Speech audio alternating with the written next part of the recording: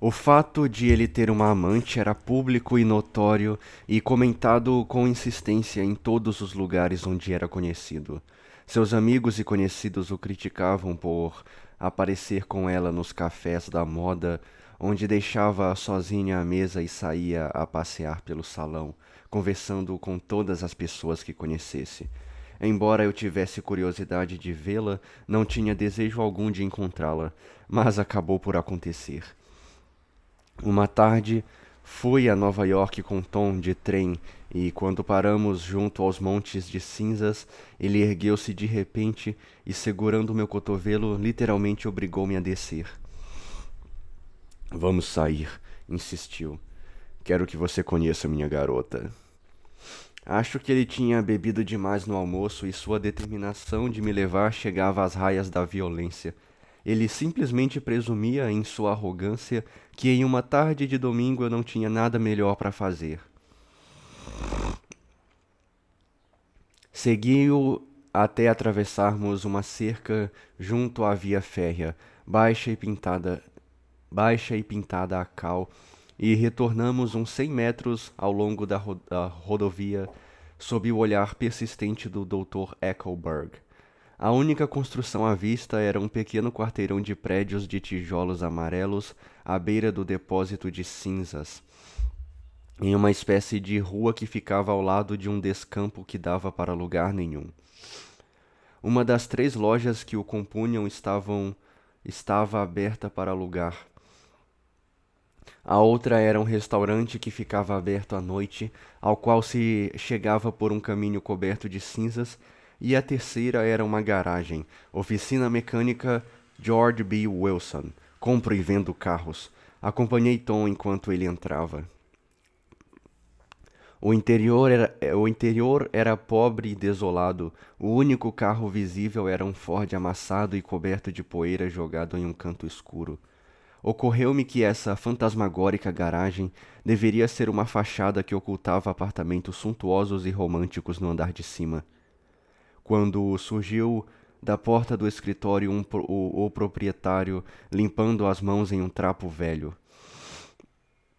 Era um homem louro de aspecto desanimado, anêmico e com um rosto quase bonito. Quando nos avistou, um brilho úmido de esperança cintilou em seus olhos azuis. Olá, Wilson, meu velho, disse Tom, batendo-lhe jovialmente no ombro. Como vão os negócios? Não posso me queixar, respondeu Wilson em um tom nada convincente. Quando é que você vai me vender aquele carro? Semana que vem. Meu empregado está trabalhando nele agora. Trabalha bem devagar, não é mesmo? Não, não trabalha, disse Tom com frieza. E se você está aborrecido com a demora, talvez seja melhor eu vendê-lo para outro. Não quis dizer isso, protestou Wilson rapidamente. Só quis dizer que sua voz sumiu e Tom correu o olhar impaciente ao redor da garagem. Então escutei passos descendo uma escada e, após um momento, a figura vistosa de uma mulher bloqueou a luz que vinha da porta do escritório. Ela devia estar pela metade dos 30 e era um tanto corpulenta, mas exibia suas carnes com sensualidade, como somente algumas mulheres conseguem fazer. Seu rosto, acima de um vestido de crepe da China azul escuro com bolinhas, não continha qualquer sugestão de beleza, mas havia uma vitalidade imediatamente perceptível emanando dela, como se os nervos de seu corpo estivessem continuamente em brasa. Ela sorriu lentamente e, passando pelo marido como se fosse um fantasma, apertou a mão de Tom, fitando-o diretamente nos olhos. Então ela umedeceu os lábios com a ponta da língua e, sem se virar, falou com o marido em uma voz baixa e rouca. Por que não arranja algumas cadeiras para essas pessoas sentarem? Ah, claro, concordou Wilson apressadamente e foi até o pequeno escritório, confundindo-se imediatamente com a cor de cimento das paredes. Uma poeira branco-acinzentada recobria seu terno escuro e seus cabelos pálidos do mesmo modo que cobria todas as coisas em torno, exceto sua esposa, que chegou mais perto de Tom. Quero vê-la, disse Tom firmemente. Pegue o próximo trem. Certo. Vou encontrá-la junto à barca de jornais no andar de baixo. Ela concordou com o movimento da cabeça e afastou-se dele no momento em que George Wilson surgiu da porta de seu escritório com 2 cadeiras. Esperamos por ela mais adiante na estrada, onde o marido não podia vê-la. Faltavam alguns dias para o 4 de julho. Eu sei, cara, 4 de julho é a independência dos Estados Unidos da América? Sim. E uma criança italiana, cinzenta e esquálida, estava colocando uma fileira de foguetes ao longo dos trilhos da estrada de ferro. Lugar horrível, não é? Disse Tom, franzindo a testa para a testa franzida do Dr. Eckelberg. Pavoroso. Para ela é bom sair um pouco. O marido não reclama? Wilson! Ele pensa que ela vai visitar a irmã em Nova York. Ele é tão idiota que nem sabe que está vivo. Assim, Tom Buchanan, sua garota e eu fomos juntos para Nova York. Isto é, não fomos exatamente juntos porque a senhora Wilson sentou-se discretamente em outro vagão. Era essa a maior concessão que Tom fazia às sensibilidades dos moradores de East Egg que por acaso estivessem no trem.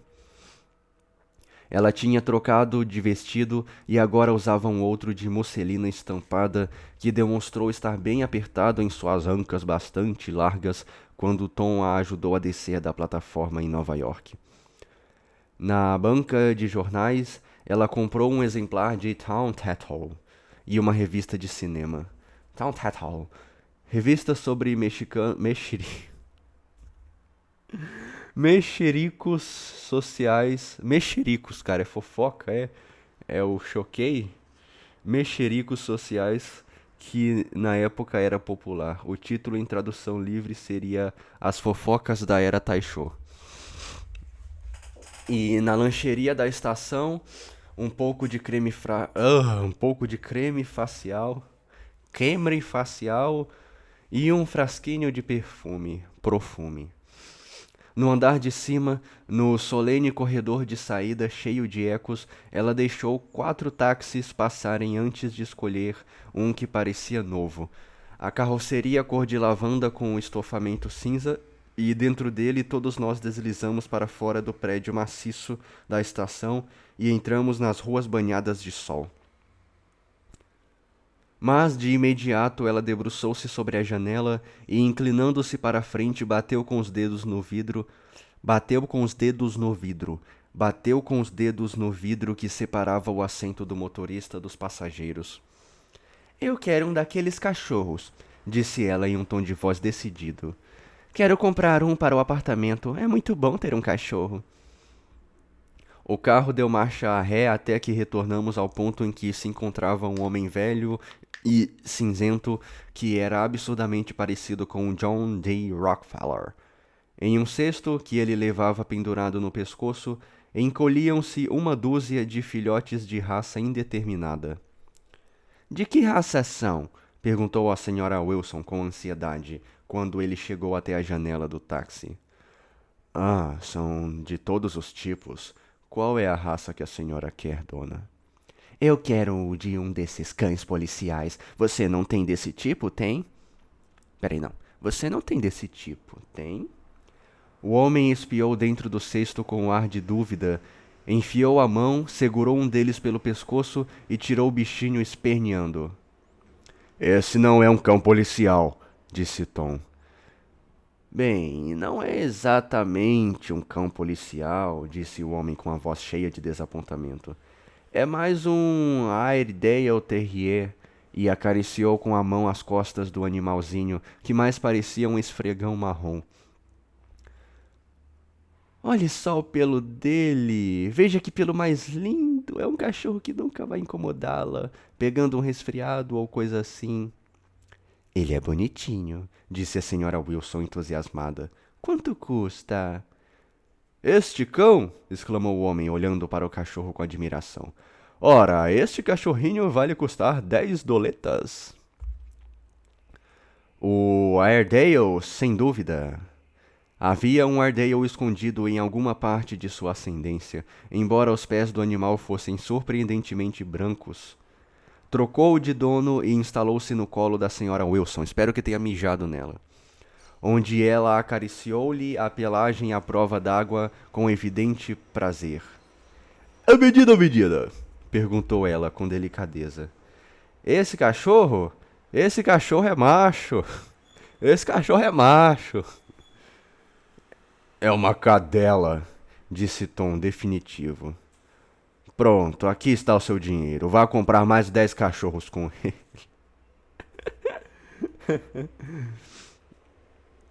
Seguimos no carro até a Quinta Avenida, cálida e tranquila, quase bucólica naquela tarde estival de domingo.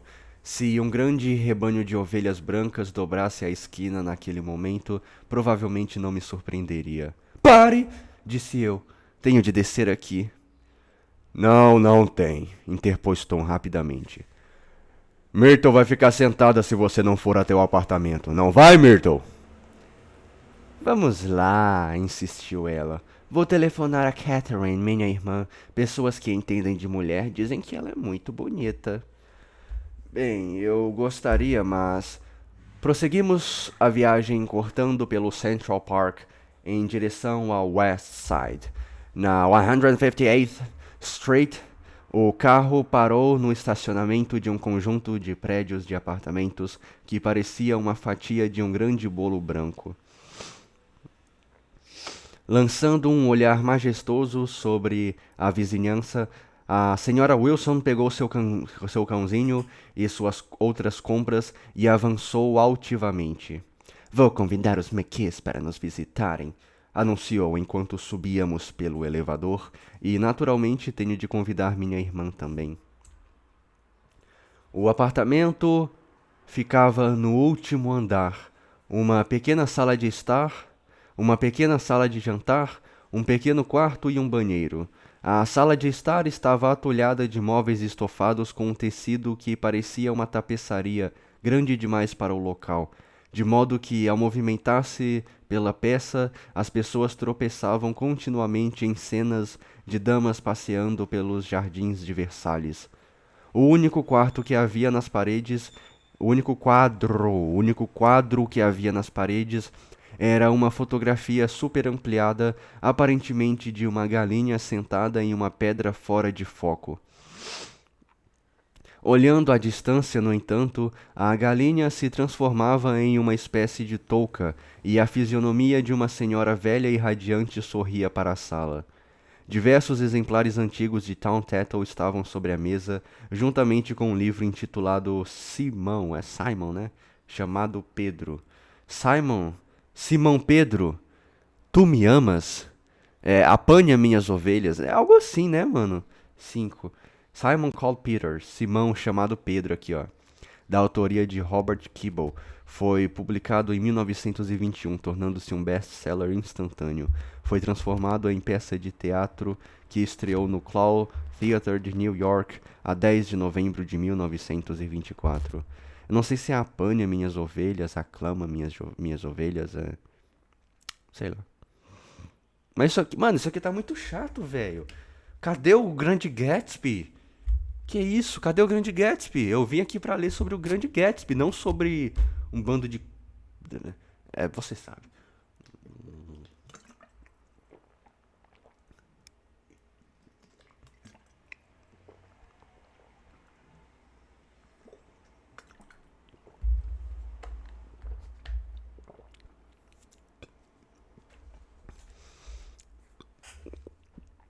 E algumas revistinhas de escândalos da Broadway.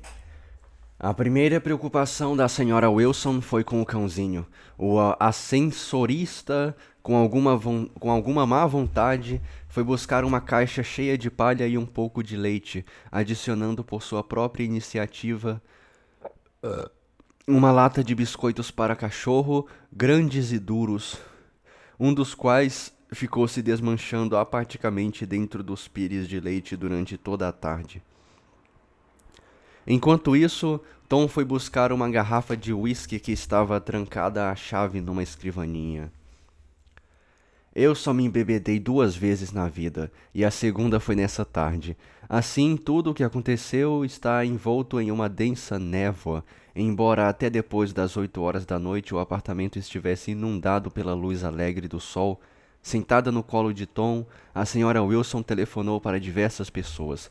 Depois, como não havia cigarros, saí para comprar alguns maços no armazém da esquina. Quando voltei, os dois tinham desaparecido, e assim sentei-me discretamente na sala de visitas e li um capítulo de Simão Pedro. Tu me amas? Ou o livro era ruim mesmo, ou o uísque distorceu as coisas, porque o texto não fez o menor sentido para mim. Justo quando Tom e Myrtle, depois do primeiro drink, a senhora Wilson e eu começamos a nos chamar pelo primeiro nome, reapareceram, as visitas começaram a chegar. A irmã Catherine era uma garota esbelta e sedutora, aparentando uns 30 anos, com cabelos ruivos, vestes de segunda mão. Ela deve ser uma Weasley. Ondulados e viscosos, e um tom de pele branco como leite. Suas sobrancelhas tinham sido arrancadas e depois redesenhadas em um ângulo mais atrevido, mas os esforços da natureza pela restauração do velho alinhamento davam a impressão de que seu rosto estava um pouco desfocado. Quando ela se movimentava, havia um tilintar incessante, porque inúmeras pulseiras de cerâmica batiam umas contra as outras ao longo de seus braços. Ela entrou apressada como se fosse a proprietária e olhou tão possessivamente para o mobiliário que fiquei imaginando se ela não morava ali mesmo. Mas, quando perguntei, ela riu, descontrolada. Repetiu minha pergunta em voz alta e respondeu que morava com uma amiga em um quarto de hotel. O Sr. McKee era um homem pálido e afeminado que residia no apartamento do andar imediatamente abaixo. Tinha acabado de se barbear, pois havia um resto de espuma branca em seu rosto. Saudou todos os presentes com o maior respeito. Informou-me que se dedicava a atividades artísticas e fiquei sabendo mais tarde que era fotógrafo e o autor da ampliação desfocada da mãe da senhora Wilson que pairava sobre a parede como um ectoplasma. Sua esposa tinha uma voz estridente, era lânguida, simpática e horrorosa. Ela contou-me com orgulho que seu marido a tinha fotografado 127 vezes desde que haviam se casado. Um pouco antes, a senhora Wilson tinha trocado de roupa e agora ostentava um elaborado vestido de tarde, confeccionado em uma tonalidade creme de chiffon, que farfalhava o tempo todo enquanto ela zanzava pela sala. Sob a influência do vestido, sua personalidade também havia sofrido uma mudança. A intensa vitalidade que tinha sido tão notável na garagem se convertera em uma impressionante altivez.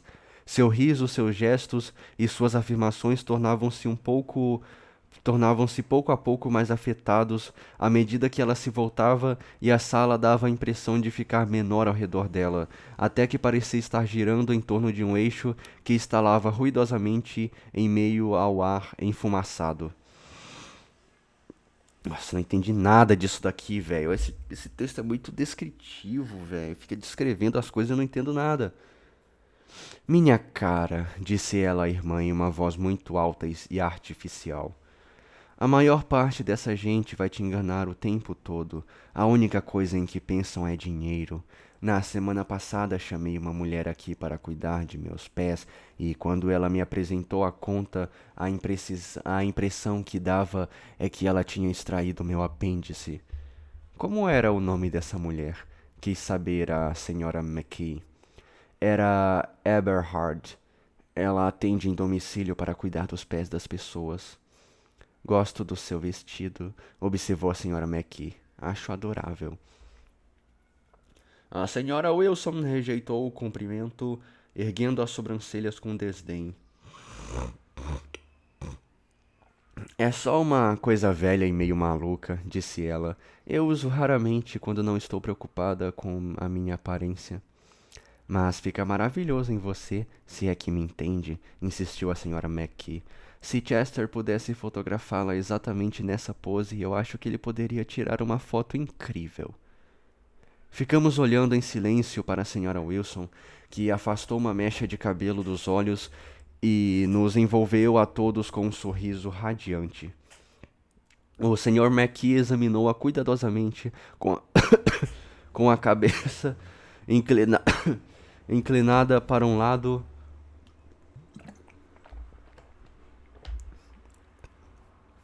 e então movimentou a mão lentamente para frente e para trás diante do próprio rosto. Antes de mais nada, eu trocaria a iluminação, disse ele após um momento. Gostaria de destacar os traços do rosto e tentaria pegar todo o cabelo. Eu nem pensaria em modificar as luzes, gritou a senhora McKee. Eu acho que seu marido disse psss. E todos nós voltamos para a modelo de novo.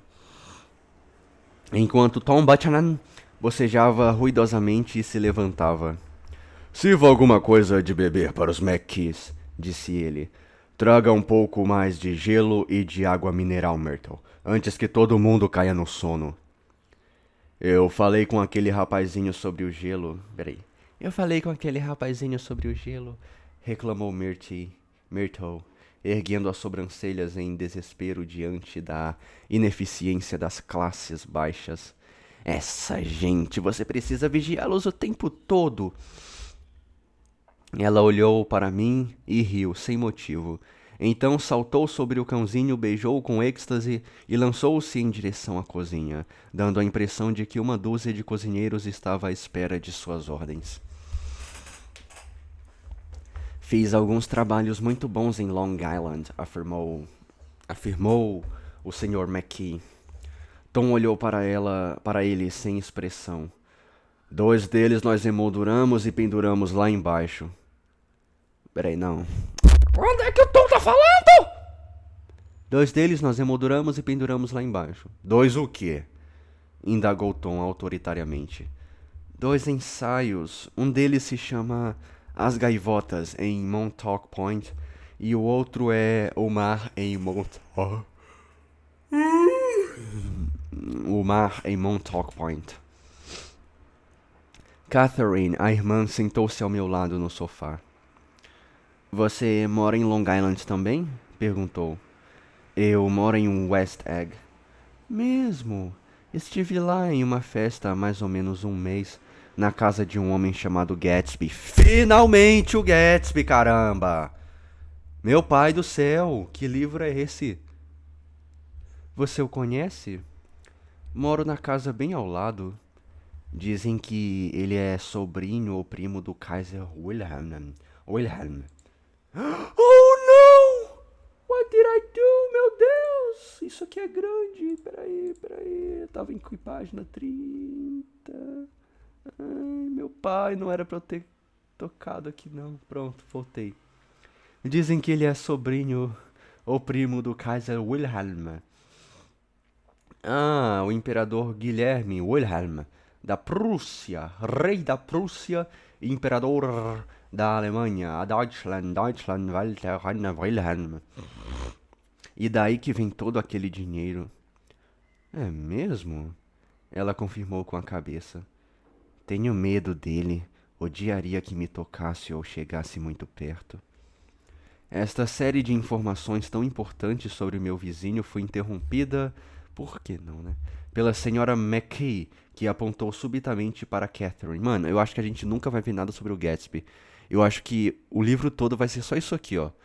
Um monte de fofoca e a gente nunca vai ver nada sobre o Gatsby. Provavelmente. A gente vai ver só, tipo, uma alegoria. Gatsby é uma ideia, igual ao Voldemort antes do Voldemort aparecer. Se bem que ele não era o protagonista, né? Mas eu acho que tá dando a ideia que vai ser assim, cara. Não sei também, tá bem no começo, né?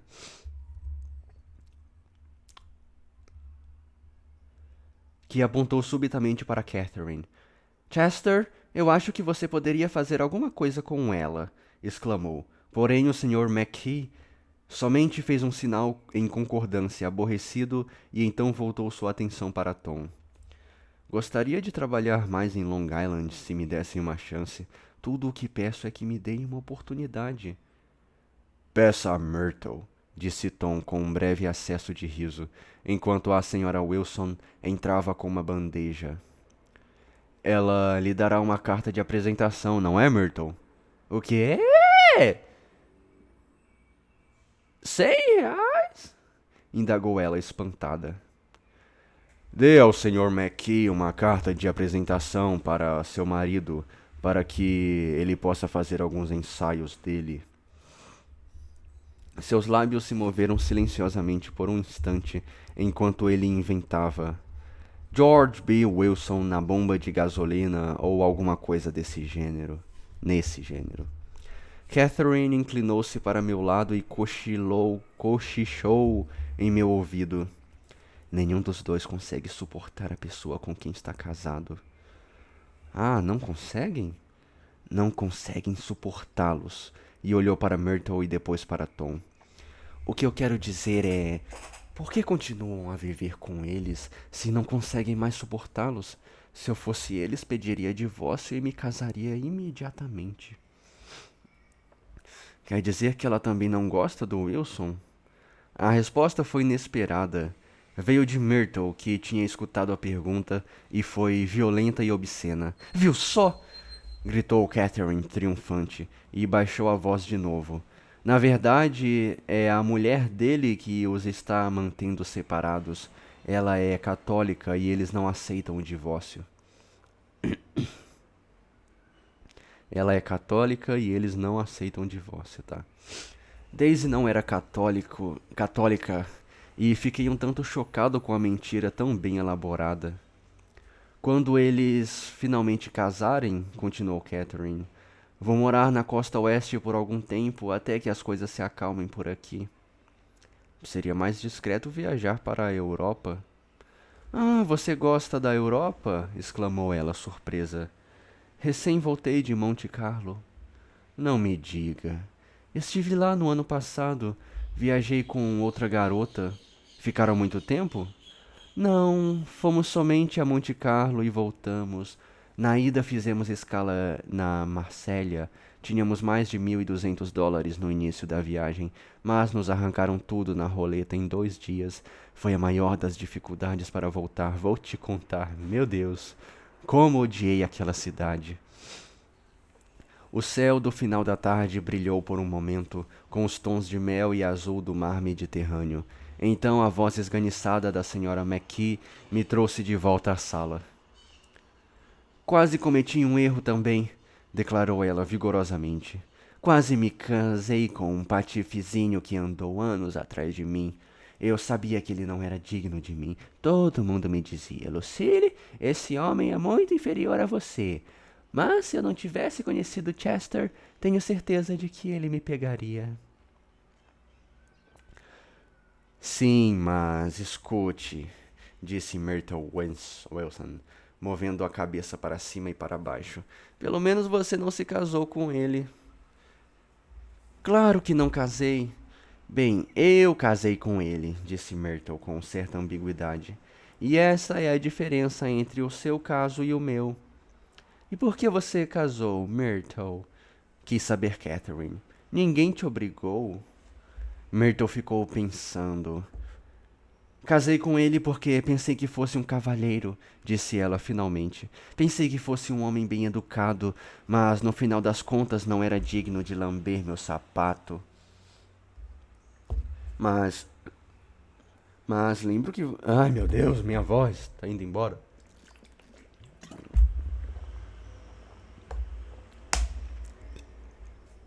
Mas lembro que você era maluca por ele, pelo menos durante algum tempo, disse Catherine.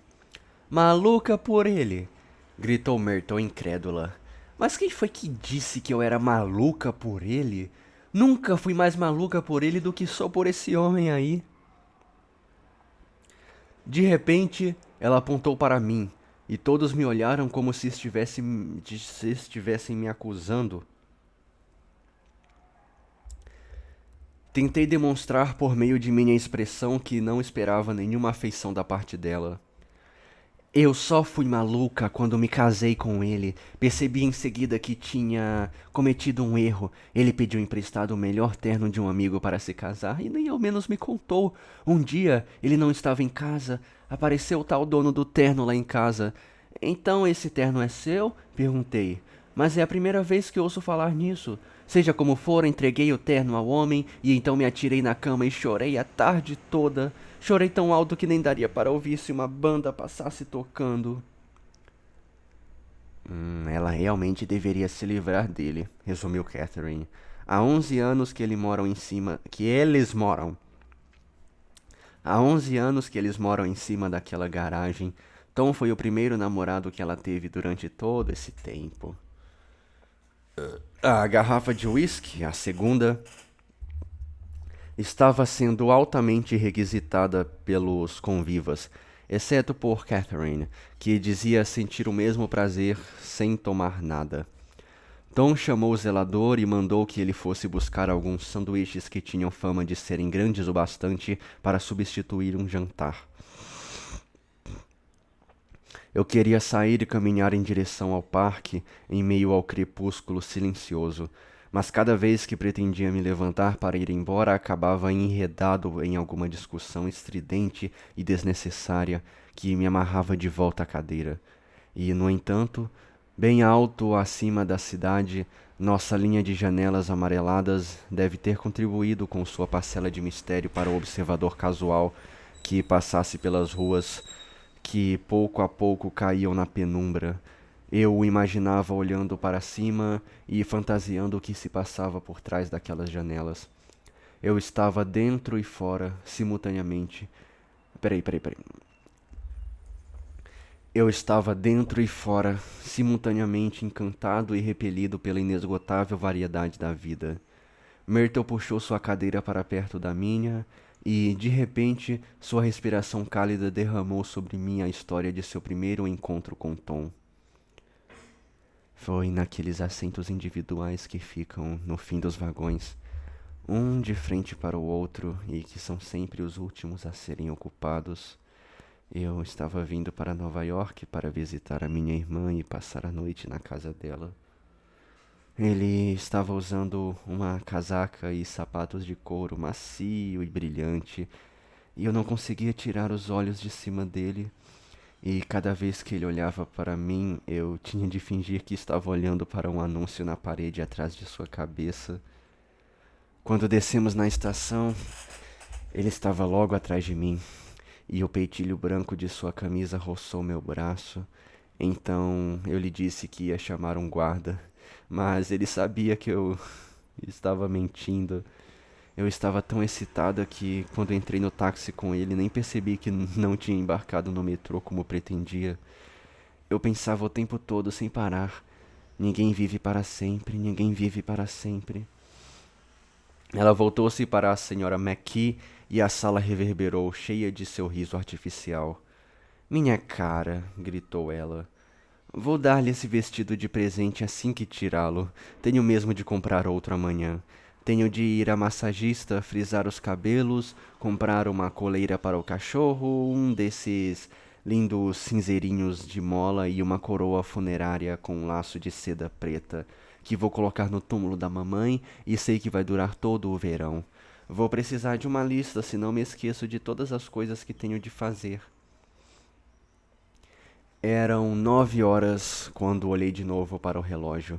Depois do que me pareceu um intervalo muito curto, vi que já eram 10. O Sr. McKee havia adormecido em uma das cadeiras com os punhos cerrados sobre o colo, como se ele mesmo fosse uma fotografia de um homem de ação. Tirando o meu lenço do bolso, limpei a mancha de espuma seca de creme de barbear que estava em seu rosto e que me incomodara durante toda a tarde. O cachorrinho estava sentado em cima da mesa, olhando cegamente através da fumaça e, de vez em quando, gania baixinho. As pessoas desapareciam, reapareciam, faziam planos para ir a algum lugar e então se separavam, procuravam umas pelas outras e descobriam-se a 1 metro de distância. Por volta da meia-noite, Tom Buchanan e a senhora Wilson estavam parados frente a frente, discutindo acaloradamente sobre se a senhora Wilson tinha ou não o direito de mencionar o nome de Daisy. Daisy, Daisy, Daisy, gritava a senhora Wilson. Vou dizer sempre que me der vontade. Daisy, Daisy. Com um único movimento rápido e ágil, Tom Buchanan quebrou-lhe o nariz com a mão aberta. Então surgiram toalhas ensanguentadas no chão do banheiro, vozes de mulheres fazendo recriminações e bem alto, acima de toda a confusão, longos e entrecortados gemidos de dor. O senhor McKee acordou de um cochilo e caminhou para a porta ainda tonto. Quando tinha percorrido metade do caminho, deu meia volta e contemplou a cena. Sua esposa e Catherine repreendendo e consolando enquanto tropeçavam aqui e ali pela sua atolhada, trazendo artigos de primeiros socorros para a figura desesperada jogada sobre o sofá, que sangrava abundantemente e tentava abrir um exemplar de Town Tattle para proteger as cenas das tapeçarias de Versalhes. Então, o senhor McKee virou-se e saiu pela porta. Peguei meu chapéu e saí atrás dele. Venha almoçar conosco um dia desses, ele sugeriu enquanto descíamos pelo elevador. Onde? Qualquer lugar. Mantenha as mãos longe da alavanca, reclamou o rapaz do elevador. Desculpe-me, disse o senhor McKee com dignidade. Não sabia que estava tocando nela. Tudo bem, concordei eu. Será um prazer. Eu estava parado ao lado da cama dele e ele estava sentado no meio dos lençóis, só de cuecas e camiseta, com uma grande pasta de fotografias entre as mãos. A Bela e a Fera, Solidão, o velho cavalo do armazém, a ponte do Brooklyn. Brooklyn, um dos bairros de Nova York. A palavra foi apostrofada pelo autor por um artifício literário para indicar a pronúncia imperfeita do personagem.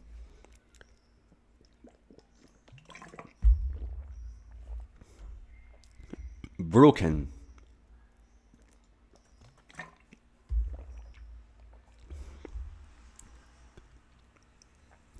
Então eu estava deitado, semi-adormecido em um dos bancos frios do andar inferior da Pennsylvania Station, olhando sem ver a edição matutina do Tribune e esperando pelo trem das 4 da manhã. Isso aqui é tudo para resumir que isso aqui tudo foi uma lembrança, né? Isso aqui tudo foi uma lembrança. Estava deitado, semi-adormecido, em um dos bancos frios do andar inferior da Pennsylvania Station, olhando sem ver a edição matutina do Tribune e esperando pelo trem das 4 da manhã. Capítulo 3. Tinha música na casa de meu vizinho todas as noites do verão. Em seus jardins, azulados pela luz da lua, homens e garotas iam e vinham como mariposas por entre os murmúrios e champanhe e as estrelas. Na maré alta da tarde eu contemplava seus hóspedes mergulhando da torre de seu ancoradouro flutuante ou tomando banhos de sol na areia quente do seu trecho de praia, enquanto seus 2 barcos a motor cortavam as águas do estreito, puxando esquiadores sobre cataratas de espuma. Nos finais de semana, seus Rolls-Royce viravam ônibus, conduzindo grupos de conduzindo nos finais de semana, né, seu Rolls-Royce virava um ônibus, conduzindo grupos de E para a cidade desde as 9 da manhã até muitas horas depois da meia-noite, enquanto sua caminhonete corria como um ágil escaravelho amarelo ao encontro de todos os trens que paravam na estação próxima.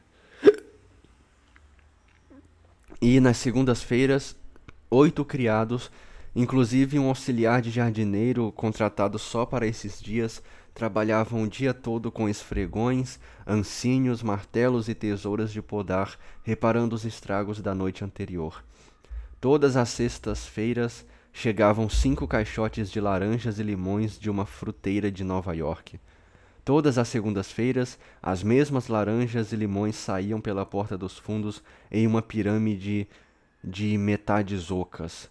Havia uma máquina na cozinha que podia tirar o suco de 200 laranjas em meia hora, desde que um pequeno botão fosse apertado 200 vezes pelo polegar do mordomo. Pelo menos uma vez a cada 15 dias, um exército de decoradores descia sobre a propriedade com algumas centenas de metros quadrados de lona e lâmpadas coloridas, suficientes para transformar o enorme jardim de Gatsby em uma imensa árvore de Natal. Os aparadores de buffet eram guarnecidos de canapés e salgadinhos reluzentes, fatias de presunto cozido e temperado erguiam-se junto às saladas dispostas no mesmo padrão que as roupas de arlequins, leitões recheados de massas variadas e sedutores perus assados. No salão principal era instalado um bar com anteparos de bronze verdadeiro, abastecido de gin e outras bebidas fortes, além de licores esquecidos há tanto tempo que a maioria de suas hóspedes femininas era jovem demais para distinguir uns dos outros. Por volta das 7 horas da noite chega a orquestra. Não um conjunto improvisado de 5 músicos, mas uma sinfonia completa, com oboés, trombones, saxofones, violas, cornetas, flautins e tambores de vários timbres. A essa hora, os últimos banhistas já voltaram da praia e estão em seus quartos no andar superior, vestindo-se para a ocasião. Os carros vindos de Nova York estão parados em 5 fileiras no estacionamento em frente à mansão. Os corredores, salões e varandas já estão repletos de cores vistosas. Os cabelos estão de acordo com os estranhos cortes e penteados da moda e as mulheres ostentam chales além dos sonhos de Castela. O bar já se encontra totalmente lotado e bandejas de coquetéis parecem flutuar ao longo dos jardins até que o ar fica tomado de conversas e risos vivazes, por entre apresentações casuais e leves tentativas de sedução que são esquecidas de imediato, além de encontros entusiásticos entre mulheres que sequer sabem os nomes umas das outras. As luzes tornam-se mais brilhantes, ao mesmo tempo em que a terra se move lentamente para fora do alcance dos raios do sol. E agora a orquestra está tocando melodias suaves para acompanhar os coquetéis, enquanto a ópera de conversa se ergue a uma tonalidade mais aguda. O riso torna-se mais fácil minuto a minuto, derramando com prodigialidade, provocado por qualquer observação divertida. Os grupos vão se misturando mais rapidamente, ampliam-se com os recém-chegados, dissolvem-se e se formam novamente, em curtos espaços de tempo. Já se destacam as moças independentes e confiantes que se insinuam como fios de seda por entre os grupos, tornam-se por um momento o alegre e cintilante centro das atenções e então, empolgadas com triunfo, seguem em frente, cruzando a maré de rostos, vozes e cores sob as luzes em constante mutação. De repente, uma dessas ciganas vestidas de opala tremulante apanha um coquetel em pleno ar, esvazia-o para criar coragem e, movendo suas mãos como se estivesse em frisco, São Francisco, referência irônica aos terremotos que são frequentes naquela região.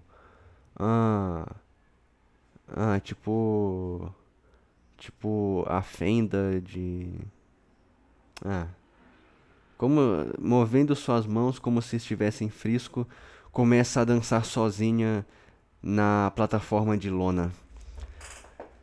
Um silêncio momentâneo. O regente da orquestra modifica seu ritmo a fim de adaptar-se ao dela, e há uma explosão de conversas enquanto um falso boato percorre a multidão, dando conta de que ela é a substituta de Gilda Grey no Follies. Referência à revista teatral, programa de variedades Ziegfeld Follies, produzida por Florence Ziegfeld, que permaneceu décadas em cartaz em Nova York e em que Gilda Grey teria ocupado temporariamente os papéis principais. A festa começou. Creio que na primeira noite em que fui à casa de Gatsby, eu era um dos poucos hóspedes que tinham de fato sido convidados. Em geral, as pessoas não recebiam um convite, elas simplesmente decidiam ir até lá. Entravam em automóveis que as conduziam a Long Island de algum modo terminavam a viagem em frente à porta de Gatsby. Assim que chegavam lá, Eram apresentadas por alguém que conhecia Gatsby, e depois disso todos agiam de acordo com as regras de comportamento comumente usadas em uma visita a um parque de diversões. Algumas vezes aquela gente chegava e partia sem ao menos encontrar com Gatsby. Vinham para a festa com uma simplicidade de coração que era seu próprio bilhete de entrada. Eu tinha sido realmente convidado. Um chofer, usando um uniforme de uma tonalidade clara de azul esverdeado, bem da cor de um ovo de tordo americano, cruzara meu gramado no princípio da manhã daquele sábado, com um bilhete surpreendentemente formal de seu patrão, dizendo que Gatsby teria imensa honra em receber-me em sua festinha dessa noite. Ele tivera a intenção de me visitar várias vezes, mas uma combinação peculiar de circunstâncias havia impedido que isso acontecesse. A noite era assinada em uma caligrafia. A nota! Era assinada em uma caligrafia majestosa pelo próprio J. Gatsby. Vestindo um terno de Vestindo um terno de flanela branca, atravessei o jardim dele depois das 7 horas e fiquei andando ao redor muito pouco à vontade, entre rodopios e redemoinhos de pessoas que eu não conhecia, embora aqui e ali reconhecesse um rosto que já tinha visto no trem que conduzia a Nova York. Chamou minha atenção um grande número de jovens ingleses espalhados pela festa, todos muito bem vestidos, todos parecendo um tanto famintos e todos conversando em voz baixa e grave com americanos sólidos e prósperos. Tenho certeza de que estavam vendendo alguma coisa, ações, seguros ou automóveis. Pelo menos pareciam estar desesperadamente conscientes do dinheiro fácil que flutuava pelas vizinhanças e convencidos de que, para agarrá-lo, bastava proferir algumas palavras mágicas no tom certo. Assim que cheguei, fiz uma tentativa de encontrar meu anfitrião, mas as 2 ou 3 pessoas a quem perguntei por ele me olharam de uma forma tão espantada, negando com veemência qualquer conhecimento de seu paradeiro, que... Peraí, eu vou ler isso aqui direito. Assim que cheguei, fiz uma tentativa de encontrar meu anfitrião, mas as 2 ou 3 pessoas a quem perguntei por ele me olharam de uma forma tão espantada, negando com veemência qualquer conhecimento de seu paradeiro, que saí disfarçadamente na direção da mesa de coquetéis. Tinha a impressão de que era o único lugar do jardim em que um homem desacompanhado poderia permanecer, sem parecer solitário e sem rumo. Sentia-me tão pouco à vontade, por puro embaraço na presença de tantos estranhos, que estava a caminho de me embriagar homericamente quando Jordan Baker saiu da casa e ficou: "Ah, é a mulher lá? A mulher dos seios pequenos?" É? Acho que é, né? Jordan Baker saiu da casa e ficou parada por um momento no alto da escadaria de mármore, contemplando o jardim com um irônico interesse.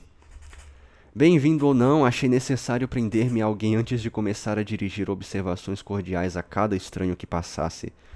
"Olá", disse com uma espécie de rugido enquanto avançava em direção a ela. Minha voz ecoou através do jardim e soou alta demais até para os meus ouvidos. "Pensei que você poderia estar por aqui", respondeu ela com um ar ausente enquanto me aproximava. "Lembrei que você morava na casa ao lado." Apertou minha mão de forma bastante impessoal, como uma promessa de que tomaria conta de mim dentro de 1 minuto, enquanto dirigia o olhar para 2 garotas usando vestidos amarelos idênticos paradas ao pé da escadaria. "Olá, olá", elas falaram juntas. "Foi uma pena você não ter ganhado." Estavam se referindo ao torneio de golfe. Ela tinha perdido na etapa final na semana anterior. "Você não sabe quem nós somos?" "É uma pergunta ou não? Não sei", disse uma das garotas. "Você não sabe quem nós somos", disse uma das garotas. "Porém, nós a encontramos aqui há mais ou menos 1 mês." "Vocês tingiram os cabelos nesse meio tempo", observou Jordan, causando um sobressalto em mim, mas as moças já tinham se movido rapidamente para o outro lado da festa e sua observação perdeu-se ao luar. Com o braço dourado e esbelto de Jordan descansando no meu, descemos os degraus e saímos a passear pelo jardim. Uma bandeja de coquetéis flutuou em nossa direção através do crepúsculo e nos sentamos a uma das mesas com as duas garotas de amarelo e três homens, cada um dos quais nos foi apresentado como sendo o Sr. Mumble. Mumble Jumble. Vocês costumam vir a outras festas? Perguntou Jordan à garota a seu lado. A última foi aquela em que a conhecemos, respondeu a moça com uma voz inteligente e confiante. Ela voltou-se para sua companheira. A festa não foi para você, Lucille? Pois a festa tinha sido realmente em homenagem a Lucille. Gosto de vir aqui, disse Lucille. Não dou a menor bola para o que faço e assim sempre me divirto bastante.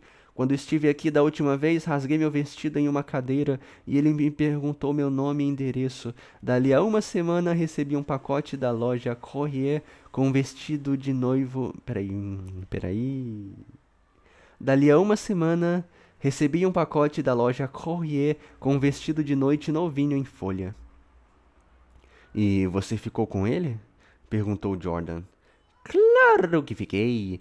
Eu até ia usá-lo hoje, mas ficou muito largo no busto e tive de mandar a costureira arrumar. Era azul clarinho, cheio de contas, cor de lavanda. Custou $265. Há alguma coisa estranha em um camarada que faz uma coisa dessas, disse a outra garota ansiosamente. Ele não quer complicação com ninguém. Quem? Indaguei. Gatsby, alguém me contou. As duas garotas e Jordan inclinaram as cabeças em uma atitude confidencial. Alguém me contou que ele teria matado um homem certa vez. O Selby te matou um pobre? Um arrepio perpassou por todos nós. Os três Mr. Mumbles também se inclinaram para escutar interessadamente. Eu não creio que seja realmente isso, argumentou Lucille com ceticismo. É que ele fez espionagem para a Alemanha durante a guerra. Um dos homens confirmou com a cabeça. Essa eu ouvi de um homem que sabe de toda a vida dele, um homem que cresceu com ele na Alemanha, garantiu-nos com a maior convicção. Ah, não, disse a primeira garota. Isso não pode ser, porque ele serviu no exército americano durante a guerra. Vendo que a nossa atenção voltava-se para ela, inclinou-se para a frente cheia de entusiasmo. Experimentem dar uma espiada nele numa ocasião em que ele não perceba que está sendo observado. Aposto que ele matou um homem. Ela apertou os olhos e estremeceu. Lucille estremeceu também. Todos nos voltamos e olhamos ao redor para procurar Gatsby. A prova da atmosfera romântica que inspirava era que os rumores sobre ele surgiam justamente de pessoas que não tinham a menor ideia da sua vida ou de quem ele era. O primeiro jantar, porque outro seria oferecido após a meia-noite, estava sendo servido agora, e Jordan me convidou para me reunir a seu grupo de amigos, que estava espalhado ao redor de uma mesa do outro lado do jardim. Havia 3 casais e o par de Jordan, um estudante universitário que de vez em quando me fazia insinuações violentas e que obviamente estava sob a impressão de que mais cedo ou mais tarde Jordan se entregaria a ele. Em vez de perambular, este grupo tinha preservado uma digna homogeneidade, assumindo para si a função de representar a nobreza rural permanente. Mano, foda-se. Era East Egg tratando West Egg com condescendência, cuidadosamente em guarda contra sua alegria espectroscópica. Vamos sair daqui, sussurrou Jordan depois de meia hora de certo modo desperdiçada. Este ambiente está elegante demais para mim. Levantamos e ela disse aos convivas que iríamos descobrir onde estava o anfitrião. Eu não tinha sido apresentado a ele, segundo ela explicou ao grupo, e estava começando a ficar um pouco constrangido. O universitário concordou com a cabeça. O universitário, concordou com a cabeça de um jeito cínico e melancólico. O bar onde procuramos primeiro estava atravancado por uma multidão, mas Gatsby não se achava lá. Ela subiu ao topo da escadaria, mas não conseguiu avistá-lo, e ele também não se encontrava na varanda. Em um impulso, experimentamos uma porta de aspecto imponente e entramos em uma biblioteca de teto alto em estilo gótico, com paredes revestidas por painéis de carvalho inglês esculpido, provavelmente adquiridos de alguma mansão arruinada no ultramar e transplantada completa para a nova residência. Um homem gordo de meia-idade, com enormes óculos que o deixavam com cara de coruja, estava sentado um tanto bêbado na beirada de uma grande mesa, olhando com uma concentração indecisa para as prateleiras de livros.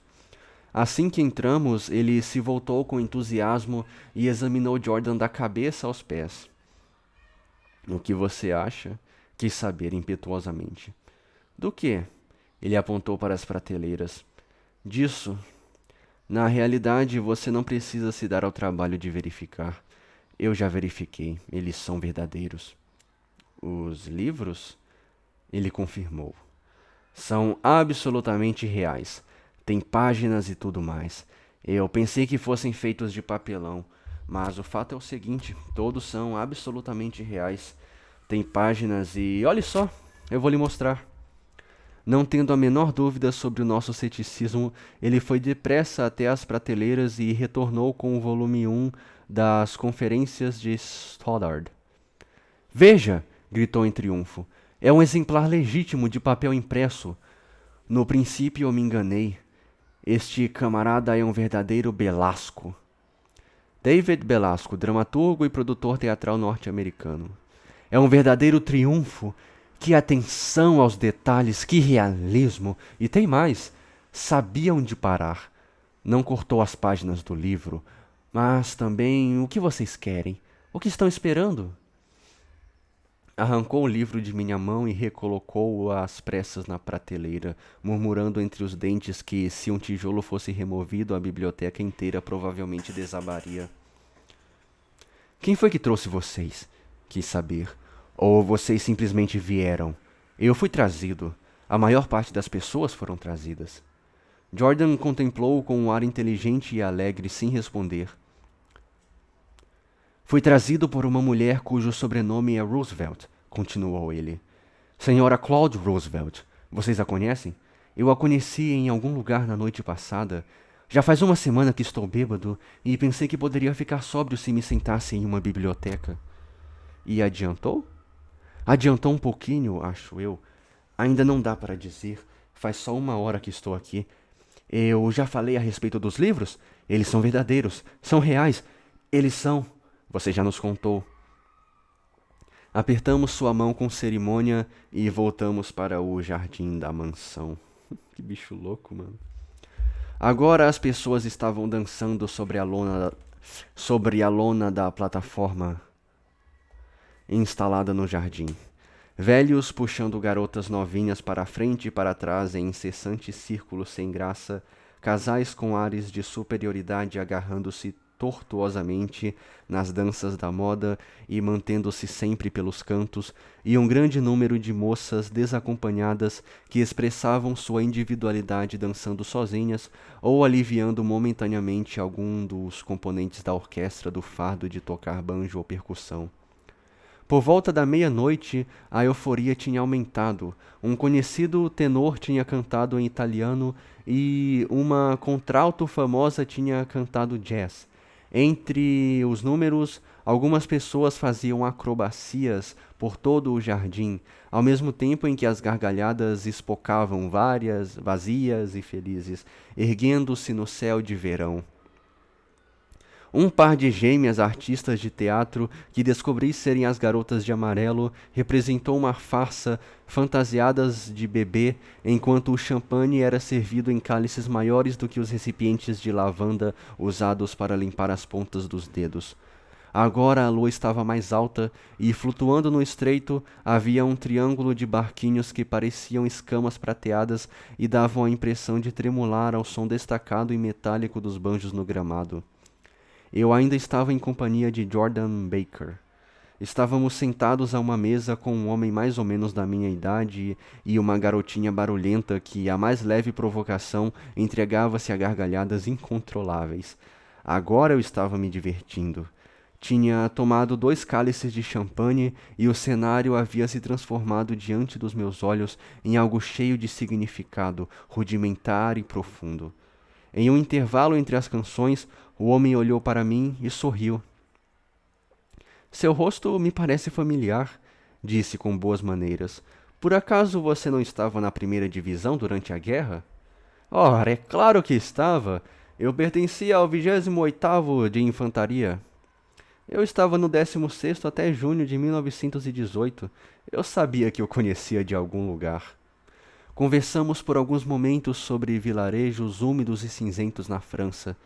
Sem dúvidas, ele morava nas vizinhanças porque me contou que acabara de comprar um hidroavião e iria experimentá-lo na manhã seguinte.